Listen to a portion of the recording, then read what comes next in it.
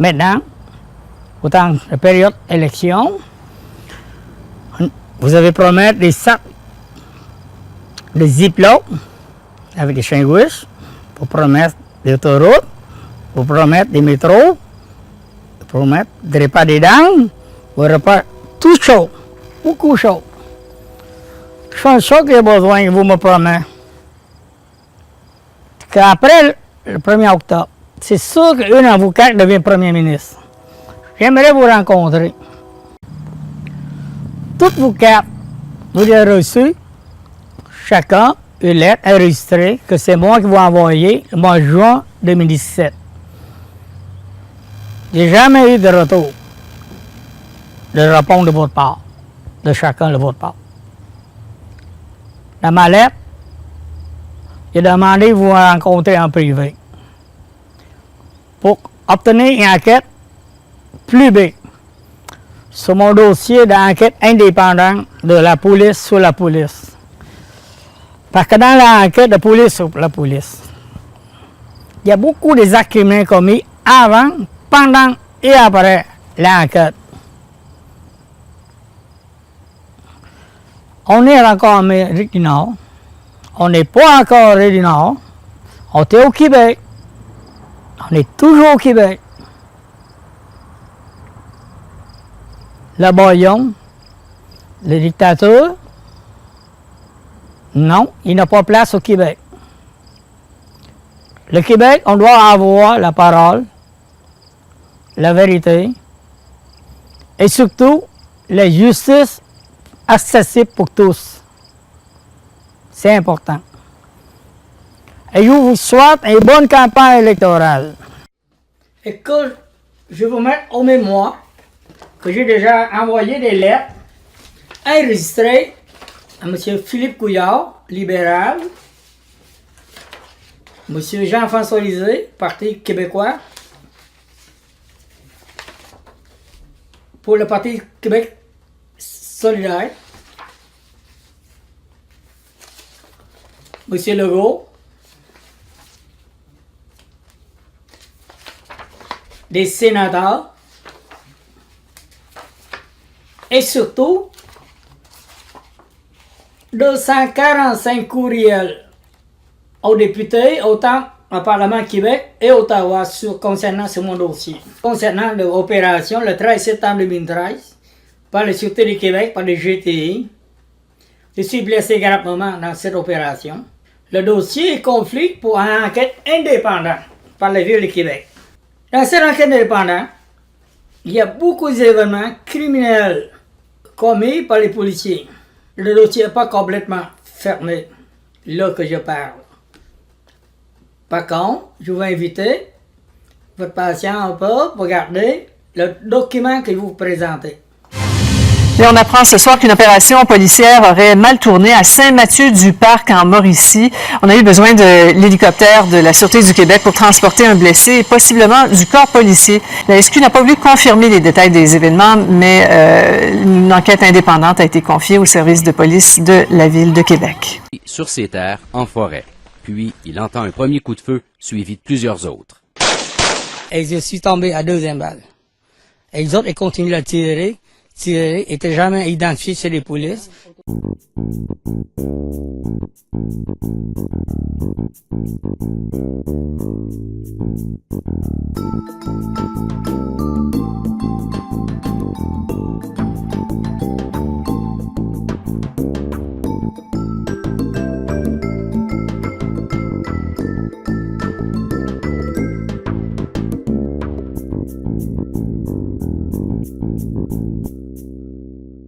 Pour ne pas nuire à l'enquête.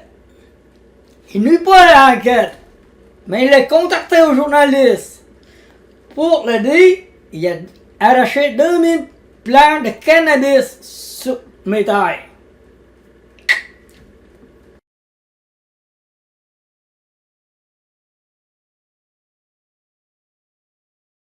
Maintenant, j'ai parlé du dossier de Sûreté du Québec. 9 mois plus tard, avril 2014, une gang de Sûreté Québec qui est présente chez nous pour faire des vandalismes. Ils mettent des pancartes prévention de plantation de cannabis. Écoute ce qu'elle dit. Ces pancartes de l'opération Cisaille auraient été installées sur ces terres sans consentement du propriétaire. Son avocat demande à la ministre de la Sécurité publique de faire la lumière sur cette histoire. La compréhension a toujours été que l'opération Cisaille se fait en collaboration et avec le consentement du propriétaire. Le consentement de mon client n'a jamais été sollicité. Il faut comprendre ici là, que violation de propriété, il y a méfait. Alors, c'est inexplicable. L'homme en question, Tao Net, il a été impliqué dans une vaste opération policière menée par le groupe tactique d'intervention en septembre dernier. Selon la SQ, l'installation de ce type d'affichage est légitime. Lorsqu'on se présente sur un lieu d'une perquisition en matière de cannabis, les policiers du programme Cisaille installent des pancartes à titre préventif, justement pour dissuader d'autres producteurs de cannabis de venir s'installer à cet endroit-là. Donc, et également, c'est pour venir marquer notre territoire. Hey! Marquez le territoire! Vous êtes sur une propriété privée qui n'appartient pas à la Sûreté du Québec ni au gouvernement du Québec. Un terrain privé. Le fait que c'est la Sûreté du Québec qui a bel et bien saisi ces plans-là. La ministre de la Sécurité publique, Lise Thériault, n'a pas commenté le sujet. Quoi? Il y a des saisies de cannabis sur mon terrain. Vous faites des informations, monsieur. Vous mentez devant la télévision. Il n'y a aucun plan de cannabis chez nous. Lors de l'opération, le 13 septembre 2013. Des salissages, des désinformations. Arrête!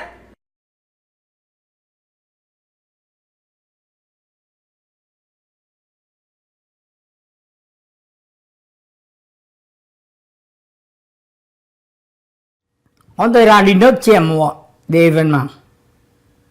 Rien qui passe. Qu'est-ce qui est passé dans mon dossier? J'ai décidé de contacter un des journalistes de TVA qui fait un reportage sur mon terrain. Quelques mois plus tard, exactement c'est 14 mois plus tard, de cet événement, la police de la Ville de Québec qui est venue chez nous pour porter un subpoena avec 3 accusations. Le plus grave, je pourrais que 10 ans de prison, minimum 4 ans de prison. Il a passé en cours le mois d'octobre 2016. C'est toute une pièce de théâtre. Et toutes les patinages, toutes les histoires des scénarios de Hollywood, d'un film de 007 qui présente à la cour. Oui, des scénarios de films que d'autres ont monté dans l'enquête indépendante. Plein des actes criminels dedans, dans les enquêtes. C'est le policier, les autres même, qui fait des actes criminels. Par contre, c'est moi qui ai reconnu coupable. 2 sur 3 accusations. Mais les pires, je vous dis quelque chose, c'est incroyable. Ils sont tous bricolés, ils sont tous fabriqués, sur mesure. Même les 2 policiers qui viennent chez nous pour porter le subpoena, ils me disent, tu n'as pas besoin de passer pour aller prendre l'empreinte digitale ni la photo de la famille. Même j'en ai une accusation grave. Là que je vous parle, aucun corps de police au Québec ni fédéral qui a ma photo et mes empreintes digitales. C'est une bonne enquête indépendante. C'est vraiment indépendant. Le dossier n'est pas fini autant. Concernant les 2 accusations que j'ai reconnues coupables en 2016, le 10 avril 2017, les 3 juges du cour d'appel qui m'ont acquitté unanime. Le juge m'a acquitté toutes les accusations qui sont déposées par le service police de la Ville de Québec.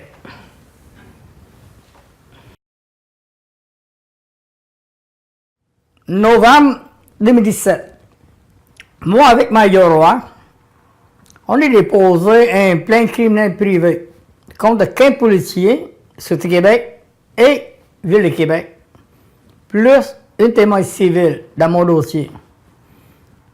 Parce que les SAID ont commis des actes criminels dans mon dossier. Le cas est en huis clos présentement. Même en huis clos, il n'y a personne qui reliait le système judiciaire qui brisait l'ordonnance de huis clos. Le dossier, présentement, il est en enquête par la direction de service interne de Sûreté Québec à Montréal. À ma connaissance, le dossier est déjà déposé aux directions poursuites criminelles et pénales. J'attends le résultat d'ici dans quelques semaines. Le 22 000 membres de Sûreté Québec, de police à Sûreté Québec. Quelques milliers de police de Ville de Québec. Oui, à travers mon dossier, je sais que ce n'est pas tous les policiers qui sont corrompus. Ce n'est pas tous les policiers qui font des actes criminels. Par contre, les près de loin de certains policiers en question, qui s'est abrié, qui s'est protégé, là, c'est grave erreurs. Parce que vous, en train de tanner, et vous en train de salisser, vous faites des salissages sur les 22 autres 1000 membres dans vos services et l'ensemble de la police de la province du Québec. Si, dans votre corps de police, il y a des personnes indésirables, des nonces-là, les personnes n'ont pas une taille, ils ne devraient pas être dans la police. Parce que le service est sans protéger. Non, il n'a pas place ici au Québec. Votre image, c'est important. Servir et protéger avant tout. Et justice pour tout. Merci.